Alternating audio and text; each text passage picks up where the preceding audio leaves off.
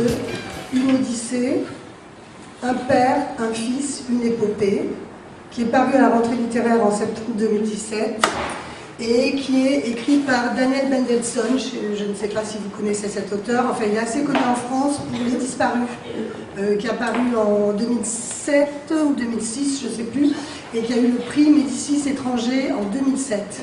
Dans Une Odyssée, un père, un fils, une épopée, donc, Daniel Mendelsohn nous propose à nouveau un récit autobiographique et qui a, à mon avis, beaucoup d'intérêt parce que c'est un récit qui mêle l'étude, enfin la présentation de l'Odyssée d'Homère et en même temps la recherche d'un père et d'un fils, la redécouverte mutuelle d'un père et d'un fils, c'est-à-dire de Daniel Mendelsohn lui-même et de son père, Jay. Alors je vais juste vous lire le début, parce que ça explique un peu la situation.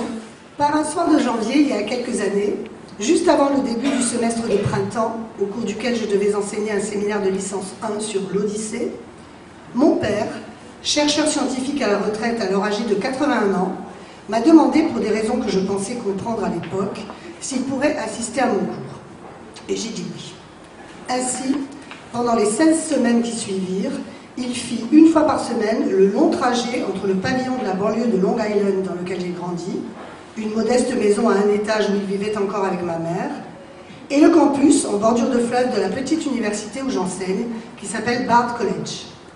Chaque vendredi matin à 10h30, il prenait place parmi les étudiants de première année, des gamins de 17 ou 18 ans qui n'avaient pas le quart de son âge, et participait aux discussions sur ce vieux poème, une épopée où il est question de longs voyages et de longs mariages, et de ce que peut signifier le mal du pays. Donc voilà, ça commence comme ça.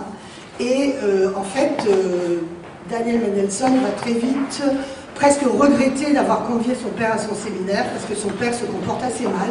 Il passe son temps à intervenir, à dire que Ulysse n'a rien d'un héros, lui qui passe son temps à se faire aider par les dieux, qui passe son temps à pleurer, à regretter son pays en restant dans les bras de Circé, de Calypso et d'autres, et qui finalement ne sait pas se tenir son équipage, puisque dès qu'il a le dos tourné, son équipage fait le contraire de ce qu'il lui demande. Le professeur qu'est Daniel Mendelsohn est un petit peu gêné de la présence de ce père, qu'il renvoie à son enfance et au fait que ce père avait été très mutique, était assez brutal, toujours X c'est X, très rationnel, et avait très peu de bonnes manières. Et puis finalement, en fait, il va se rendre compte que ce père n'est pas du tout celui qu'il croyait. Alors pour moi, ce livre, il a enfin, je l'ai dévoré, il est pourtant assez gros, mais ce livre il a un double intérêt. D'abord, il nous propose une relecture de l'Odyssée. Alors, je ne sais pas si vous connaissez bien l'Odyssée, on en a tous en tête des épisodes célèbres, mais on est rare, je pense qu'on est assez rare à l'avoir lu en entier. Et c'est une relecture à la fois très érudite, parce que Daniel Mendelsohn est un helléniste de renom, et en même temps, donc on suit le séminaire, et on suit donc une relecture de l'Odyssée du début jusqu'à la fin. On redécouvre ce texte et cette Odyssée, elle pose des tas de questions sur l'identité. Qu'est-ce que c'est être un homme? Qu'est-ce que c'est passer de l'âge, parce que Télémaque le fils, on a le père aussi, on a les trois étapes, les trois moments de la vie d'un homme, donc ça pose des questions sur l'identité. Comment on devient un homme? Et ce n'est pas pour rien qu'Ulysse se retrouve nu, seul, sans bateau, sans équipage quand il arrive chez les Phéaciens, parce que je crois qu'il a besoin de repasser par la nudité originelle pour redevenir quelqu'un dans son pays, sur son île. Alors c'est des questions comme ça que ça pose.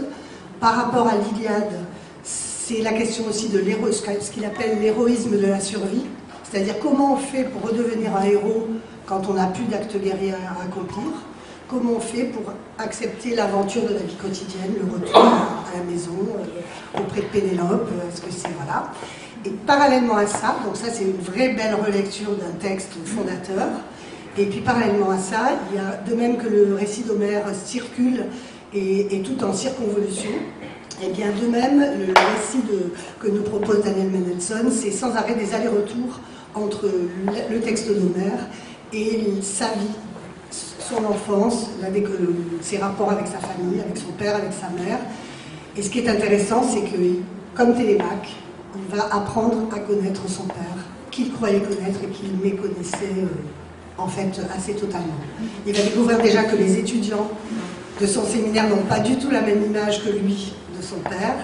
Il va découvrir aussi, alors Télémaque il fait ça au début de l'Odyssée, lui il va le faire plutôt à la fin, au moment où son père va être au bord de la mort, il va aller se renseigner auprès de gens qui l'ont connu.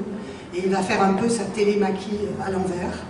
Et il va découvrir donc à ce moment-là qui était réellement son père. Il va comprendre pourquoi son père était comme il le voyait. Voilà. Donc je vous conseille absolument cette lecture passionnante. C'est pas un roman, mais ça peut se lire comme ça. Et je trouve que ça pose des questions universelles. Et que les grands textes, comme l'Odyssée, nous posent des questions sur l'humanité en général, sur la découverte de l'autre et sur la découverte de soi-même. Donc c'est toujours intéressant. Voilà. Merci.